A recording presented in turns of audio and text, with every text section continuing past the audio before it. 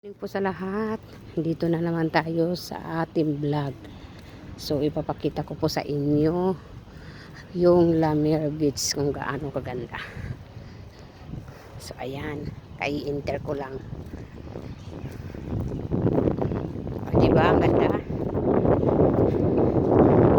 Ito po yung dalawa kong kaibigan na kasama ko pupunta dito. So nakatira po kami sa Satwa. Din medyo tinatamad. Kaya naisipan namin maglakad dito. So ayan, itutur ko kayo. Medyo marami pong namamasyal dito. Nagre-relax dahil sa ating nalalapit na New Year's. So ayan. Punta muna tayo doon. So ang ganda, 'di ba? O mag-hi naman kayo sa vlog ko. Hi! O, 'di ba? Yan dalawa kong kaibigan. Merry Christmas na Pasaway. New Year. Pasaway yan. Kaya wag yung kakaibiganin yan, pasaway yan. So ayan, o, tingnan nyo. O, 'di ba? Isa po sa mga pinaka-famous dito na beach. Sa La Mer.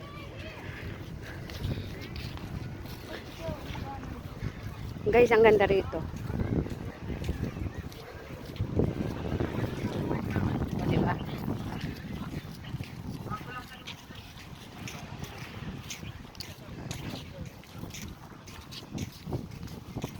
Sana'y naalala mo.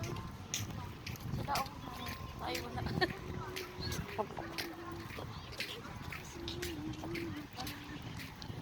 May coconut pala dito, guys. Oh. Pero hindi sila namumunga.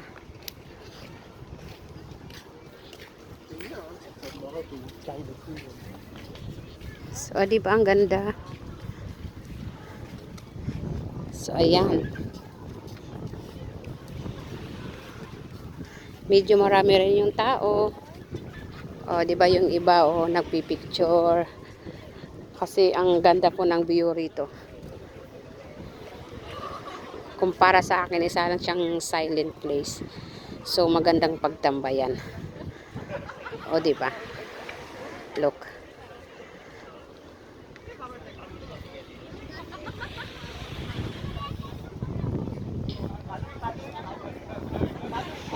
Minsan lang ako magawi dito. Kasi medyo busy po sa trabaho. So, isang bis lang ako nagdi-day off sa isang linggo.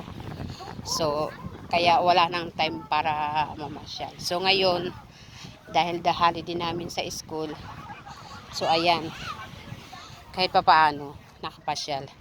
So nilakad lang namin dito. So walking distance by 25 minutes. So okay lang, kahit papaano nakapag-exercise.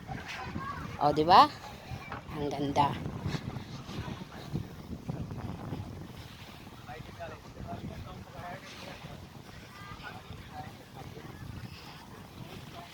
So balik tayo, guys. Kasi medyo masilan. Hindi pwede ma-cover yung iba kasi yung iba naliligo. So ayan. So mamaya ipapakita ko ulit sa inyo yung kung yung iba kasi nandito kami sa side. So pupunta kami doon sa kabilang side. Hindi ipapakita ko sa inyo yung ibang place.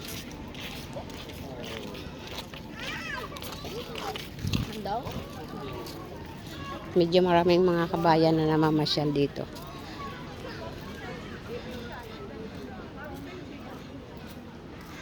So ayan, guys, hanggang dito na lang. Mamaya papakita ko sa inyo yung part 2.